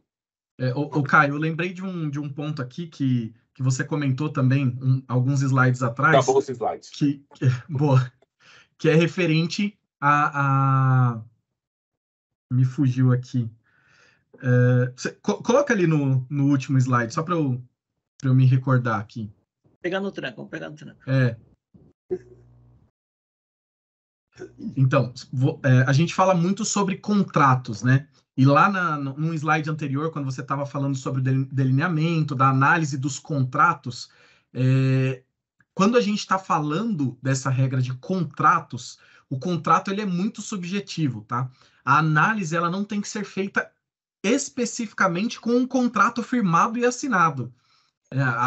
As discussões e a legislação ela traz, inclusive, que e-mails, discussões que foram tidas através de telefone, qualquer coisa que possa vincular a uma possibilidade de contrato, uma possibilidade de transação. A exemplo, eu desenvolvi aqui uma planilha em Excel que ela faz um cálculo de juros. E aí eu vou compartilhar essa planilha com o meu par lá nos Estados Unidos. E ele vai utilizar essa planilha, né? Por que ele está utilizando essa planilha? Melhora o trabalho dele? Melhora o trabalho dele, ele reduz horas. Teve um custo de horas meu para desenvolver isso e eu compartilhei com ele. Tem um contrato firmado? Não tem um contrato firmado. Tem um pagamento feito para o Brasil relacionado a essa planilha? Não tem um pagamento. Então, existe um certo contrato pelo fundo da operação porque eu cedi uma inteligência minha para ele utilizar. E isso está beneficiando o negócio dele. Então, o contrato ele vai além daquele papel escrito com vários artigos, várias sessões e uma assinatura para uma análise realmente do que é discutido relacionado àquela operação. Até porque muitas empresas a gente vê aí não tem um contrato de como a operação de importação vai funcionar. Eles fazem porque foi transacionado daquela forma. Sim. Mas feito em contrato... E sem falar, né, João, que é assim, você fez a planilha e passou lá para fora. Lá fora está usando. Opa, aconteceu alguma coisa com a planilha, deu erro na planilha. Chama o João. Exato. João, arruma aí esse ponto, consegue? E isso vira um contrato informal, no qual o João, 10 horas por mês, 20 horas por mês, trabalha para o pessoal lá fora. É o suporte. É o suporte. E aí, como é que fica essa história? Né? Então, outras coisas, tem empresa que tem praxe de mercado. O mercado funciona dessa forma. E a empresa, ela não tem um contrato, mas ela opera porque aquele ramo de atividade da empresa opera dessa forma. O setor dela opera dessa forma. Né? É praxe de mercado. Né? É praxe de mercado. Bom, pessoal, a apresentação, estamos recebendo aí várias mensagens, parabenizando vocês pela apresentação. E antes de abrir para tirar as dúvidas aí dos participantes, faltou um ponto que eu sei que vocês são bastante humildes, né, em falar. Toda essa discussão, né, quer dizer, tudo isso que foi dito, né, não que no passado não se tinha a devida responsabilidade, mas a partir de agora, né, as empresas que prestarem serviços para cálculo do TP são responsáveis solidárias em todas as instâncias, está correto? Exatamente. A gente tinha um sócio na Deloitte que ele falava o seguinte: eu não vendo seguro, eu vendo um cálculo de preços de transferência, eu não vendo seguro. Tá? A nova legislação, você praticamente está vendendo um seguro. Tá? Eu vou ter que bater no peito e falar que o meu cálculo está correto. Para que eu possa fazer isso, eu vou ter que buscar os mínimos detalhes da empresa. Então, portanto, a gente vai ser chato num nível nunca antes visto. E vai refletir nos honorários do trabalho também. Sim, não, essa parte não tem nem o que falar, né? Porque... Então, agora pode ter certeza que vai começar a descer a quantidade de participantes aqui, ó. Bom, pessoal, não é barato mais. Para os participantes, sinta-se à vontade de fazer as suas perguntas, tirarem as suas dúvidas, tá? O material vai ser distribuído, esse webinar está sendo gravado, vamos encaminhar para vocês, tá? Então, se vocês quiserem fazer as perguntas, o pessoal está à disposição. Ok. A nossa ideia é pegar todas as perguntas que vocês passarem para a gente, tá certo? Consolidar as perguntas, porque muitas perguntas podem ser repetidas, tá certo? E responder todas elas, a gente compartilha aqui no nosso grupo, responde todas as perguntas, tá certo? E encaminha para vocês esse material respondido, tá? Porque muitas vezes a dúvida de um é a dúvida do outro, né?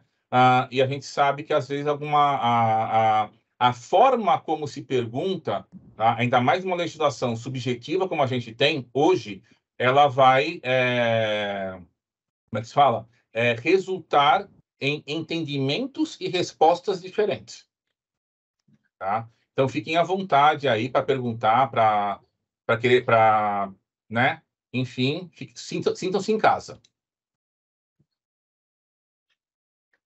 Meu medo, se não tiver pergunta, que o pessoal também não entendeu. Ou o tema é muito complexo, ou a gente não soube explicar nada. No tempo que eu dava aula, quando a gente perguntava assim para a classe, né? Alguém tem dúvida? A gente tinha 2 medos, né? E ninguém perguntou, né? E aí você fala, nossa, eu sou um excelente professor. Excelente. A gente só tem uma pergunta aqui. Vocês entendem que TP é uma linha de negócios para que tipo de negócio? Por exemplo, auditoria, consultoria, advogados e contabilidade. Uma pergunta do Cláudio. Minha opinião, tá? Ela vai envolver todas as linhas de negócio. E também tem uma questão, né, Caio? Foi uma pergunta que ela tem 2 desdobramentos que eu vejo. Quando a gente tem uma empresa de consultoria, auditoria, né, e história de advocacia, quando a gente fala que a gente é solidário, aí tem a questão da independência. Imagina assim, uma empresa que auditou, que está auditando, ela não pode fazer o cálculo, porque se ela já está auditando, ela não pode ser responsável das 2 pontas ao mesmo tempo, né? Então, fica mais claro ainda a questão da independência, né? Se eu sou consultoria tributária e estou fazendo o cálculo de imposto de transferência, estou sendo solidário, e na minha empresa tem auditoria, eu não posso ser auditor. Ou melhor, eu sou escritório de advocacia, defendo a empresa, faço, né? E vou fazer cálculo do TP sendo solidário, como é que eu posso defender a parte que eu estou envolvida? Então, não posso. Então, agora a questão da independência também tem que ser observada. Eu não posso defender algo que eu fiz o cálculo, né? Eu não posso auditar algo que eu também fiz o cálculo. Sim. Então, tem que separar. E sem falar o seguinte, né? Nos meus tempos de Big Four, o sócio da auditoria chegava para a gente e falava assim, né? Você tem 4 horas para revisar o cálculo. Isso não existe mais. Meu amigo, desculpa. A gente não sabe nem como isso vai funcionar com a auditoria, né? Talvez já era subjetivo antes. A gente tinha ali uma questão que o auditor sempre olhava para o especialista de preço de transferência e falava, tá, qual que é o risco? Não sei. Qual que é você consegue quantificar? Qual a materialidade? Eu só consigo quantificar a partir do momento que eu faço o cálculo completo. Então, eu vou comparar o cálculo do seu cliente com o meu cálculo. Com 4 horas, a gente não conseguia fazer essa análise. Então, de fato, a análise ela sempre foi feita com base em amostragens e não conseguindo trazer 100% da possibilidade de divergência aí nas avaliações, né? Então, agora vai ser mais complexo. Porque é um estudo. Sim. E a gente vai ter que pegar esse dado, estudar muito tempo. E eu não sei nem como isso vai ficar dentro de um escopo de auditoria, sendo bem honesto. Sim. Não, eu vejo mais, né, João? Se eu sou auditor e eu validei o seu cálculo, eu sou corresponsável. Exato. Se eu sou advocacia e sou correspondente. Então, excelente, olha, o Mário fez o cálculo para o Caio, né? Deu algo errado. Peraí, eu fiz o cálculo da melhor forma possível, vou me defender. Porém, ainda tem uma justificativa, mas eu também fui auditado. O auditor falou que está correto. Se ele usou 4 horas, 2 ou 1, não interessa. Ele deu o ok dele, então ele é corresponsável. São 2 pessoas a mais na cadeia. Como a auditoria vai se comportar, também não sei. Pessoal, tem mais uma pergunta aqui. No âmbito de contratos, todas as celebrações precisarão passar por revisão? Comissões, serviços, suporte, né? Os contratos precisarão fazer menções exclusivas aos novos normativos, a IN da Receita? Não, eu vejo que não, tá? Mas que eles vão ter que passar por revisão, sim, tá certo? Certeza. Com toda certeza. Vão ter que ser adequados à nova legislação, sim, porque eu não estou mais falando simplesmente em pessoas vinculadas, eu estou falando em influência. Então, os contratos vão ter que ser muito mais bem redigidos do que já são. Eu vou ter que fazer um contrato olhando a legislação. Não vai ter que ter lá o artigo tal da lei, da IN, mas a gente vai ter que olhar um por um, tá? E, inclusive, aquilo que não tem contrato, tá? Mas que é praticado. E aí, Claudinei, a gente volta naquela discussão onde a gente fala sobre o tipo da operação e como que esse contrato vai suportar essa operação. Pode ser que eu tenha que mexer em alguma coisa, mas eu vou ter impactos em outros âmbitos, né? Como a gente comentou, na aduana, no Banco Central, como que isso vai refletir? Então, não é simplesmente a equipe de preço de transferência que vai estar trabalhando com você fazer uma análise, mostrar para você o que você tem que fazer e você ir lá e fazer isso. Porque a análise é muito mais extensa. E aí, de fato, tem coisas que, já adianto, não vai ser a equipe de preço de transferência que vai te dar toda a resposta, né? Inclusive, para os trabalhos, como o próprio Caio comentou, a gente já não trabalha mais com um especialista de preço de transferência. A gente trabalha com um grupo de profissionais onde a gente tem especialistas em finanças, a gente tem especialistas em economia, a gente tem o próprio especialista de transfer pricing que entende os guidelines e a nossa legislação. Então, os temas isolados, onde eu tenho, por exemplo, um CSC, eu vou sentar com o pessoal que é especialista em CSC para entender aquela operação junto com eles, não simplesmente com a empresa. Porque, às vezes, você desenvolve um centro de compartilhamento de custos e você consegue trazer a visão, mas ela não reflete a realidade que um contrato comum seguiria. E essa equipe apartada, ela vai conseguir trazer para a gente, olha, o CSC foi feito de forma correta ou não, tem esse ponto que podem impactar na análise que você vai fazer. Sim, e eu vou dizer, eu vou um pouco mais longe, né, João? O que acontece? A gente vai ter que olhar contratos, tá? Por exemplo, que hoje estão usando o LIBOR mais 3. LIBOR mais 3,5. Que a LIBOR já não é nem mais utilizada. A LIBOR não existe mais. O que eu faço com isso? É outro problema, né? Que para falar de taxa de juros, a Receita não define qual taxa de juros. Aí eu vou um pouco mais longe, tá? Como a gente encontra algumas vezes em clientes, tá? Eu tenho um contrato de empréstimo, mas eu não preciso fazer nada com esse empréstimo, tá certo? Porque, afinal de contas, eu fiz esse empréstimo com o Itaú. Eu fiz esse empréstimo com o Bradesco, né? Mas a hora que eu pego o contrato lá bonitinho, que eu vou olhar, opa, ele é feito com o Itaú aqui, assinando, o Itaú do Brasil, da agência que eu tenho aqui do lado de casa, assinando pelo Itaú de Nassau. Né? Mas para um pouquinho, Nassau é paraíso fiscal. Opa! Um contrato assinado no Brasil com um banco, uma instituição bancária brasileira, mas suportado por uma instituição que é de Nassau. É paraíso fiscal, é transfer pricing. Então, a gente, os contratos agora têm que ser muito mais bem estudados, pela questão de transfer pricing, né? Contratos que até então eu entendia que eu não tinha necessidade de fazer, porque afinal de contas é um contratinho que eu tenho aqui de manutenção, né? Opa, como é que funciona esse contrato? Né? E a maioria desses estudos, né, a gente consegue pegar essa informação, muitas vezes não é numa reunião formal com o CFO, com o CEO, enfim. A gente vai pegar essa informação no refeitório, quando você está sentado lá no bandejão, tá? Conversando com quem põe a mão na massa, que ele fala, mas o contrato é com o Nassau. Você fala, como? Oi? Cadê esse contrato? Né? Cadê esse contrato? Aonde está isso?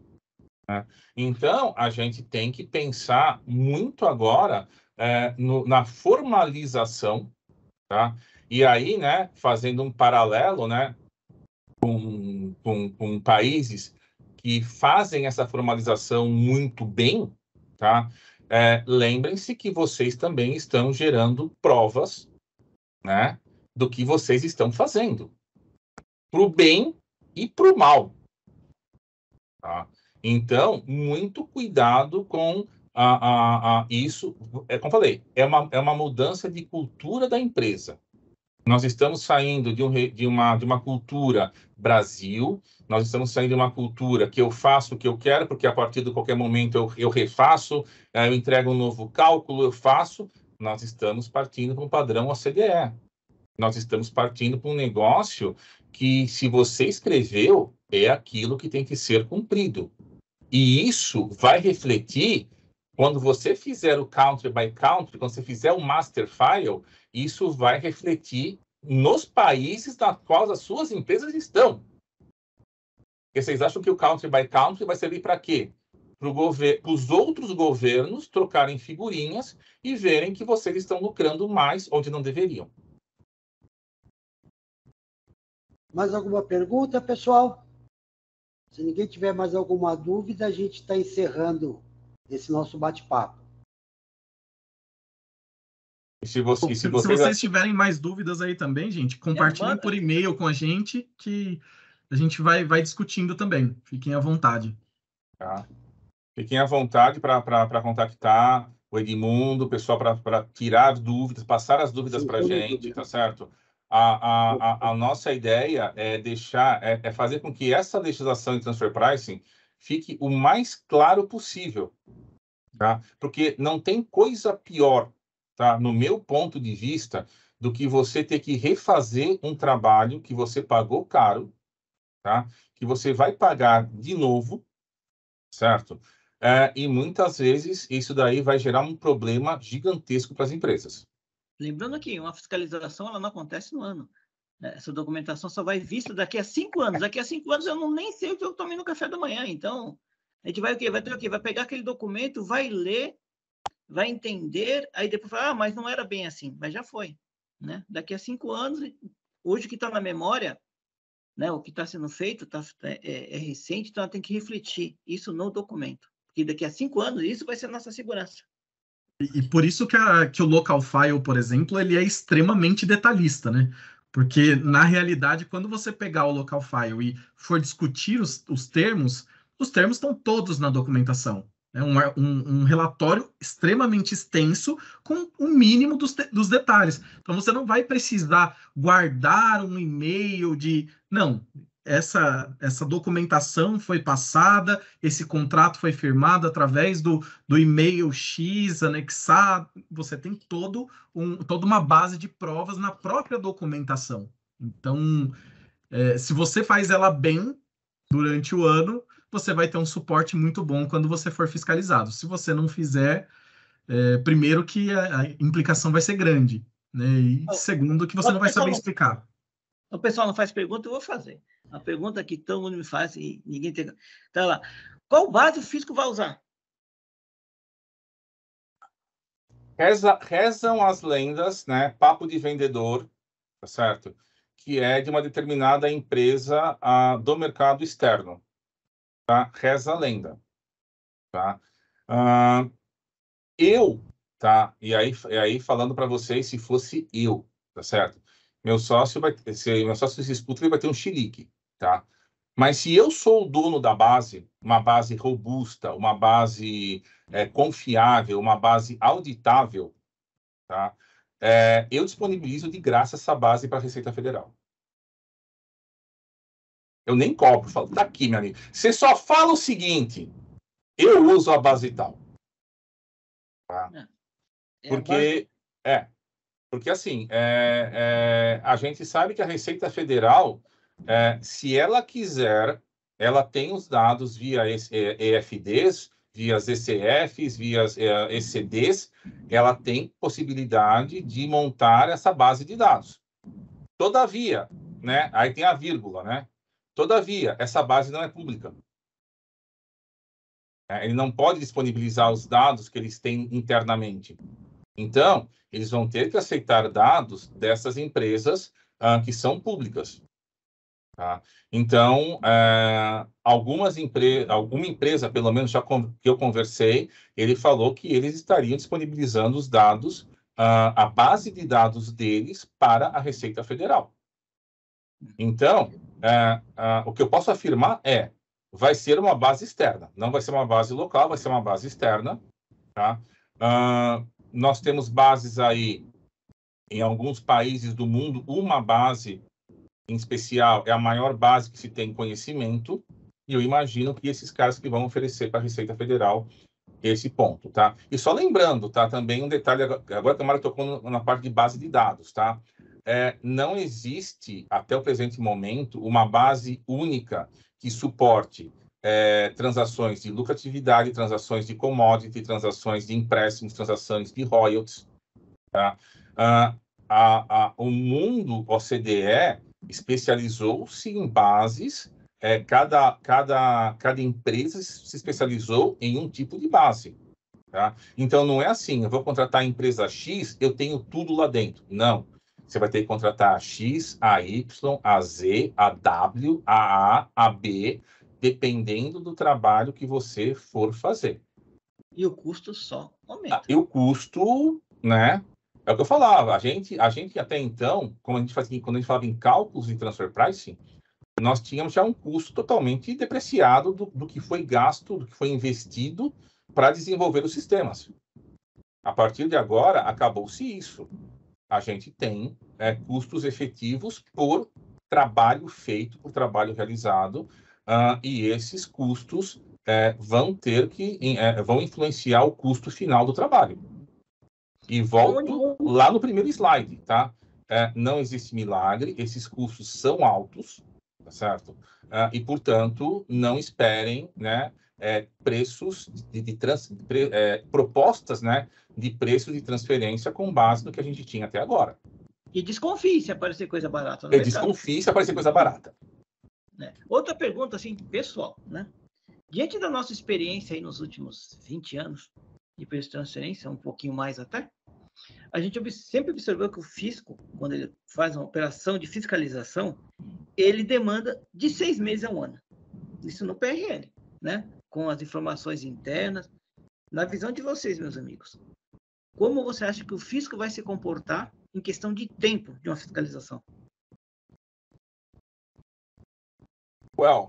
A grosso modo, tá? E sendo bem simplista na minha resposta, tá? Quem optar pelos métodos de lucratividade, o fisco já tem essa informação lá dentro da casa dele. Ele vai chegar e vai falar, opa, o Mário falou que tem uma lucratividade de 5%. Opa, deixa eu pegar aqui a ECF dele, deixa eu pegar aqui a ECD dele, tá? Eu já bato isso de bate pronto. É sistema deles, tá? Se tiver... O trabalho vai ser ir até a base de dados para buscar a comparável. A comparável, tá? Mas o que vai acontecer? Eu já descaracterizo o estudo do Mário, porque ele fala assim, opa, eu tenho 5% de lucratividade. Opa, esse miserável está falando para mim que está no prejuízo há não sei quantos anos, não tem lucratividade nenhuma, como é que ele mente descaradamente? Então, eu acho que, num primeiro momento, tá, nós vamos ter aí meio que um festival de fiscalizações, tá? nós vamos ter muitas fiscalizações ocorrendo, tá? Como foi na virada da 12715, né? Matou lá o primeiro ano, fiscalização em cima de fiscalização. E um detalhe, né? Agora nós vamos começar a ver fiscalizações de exportação, coisa que a gente não via. Então, eu acho que o cenário para termos de fiscalização, ele não vai ser dos mais agradáveis para as empresas, tá? Eu acho que o ano de 2024 vai ser relativamente tranquilo, porque você não vai ter entregue ainda muitas informações, uma parte das empresas entrar na lei antiga, mas começamos 2025, tá? Os primeiros meses ali de 2025, eu vejo um cenário um tanto quanto complexo para fiscalização. Ainda mais para quem adotar as novas regras. Perfeito. Bom, pessoal, muito obrigado a todos por participarem, né? Obrigado pelo tempo de vocês e muito provavelmente pela toda essa discussão, quem sabe no primeiro trimestre do ano que vem a gente volta a falar de TP também, tá bom? Perfeito, gente. Maravilha. Obrigado, gente. Obrigado pela atenção de todo mundo. Até mais. Obrigado. Um abraço. Tchau, tchau. Tchau.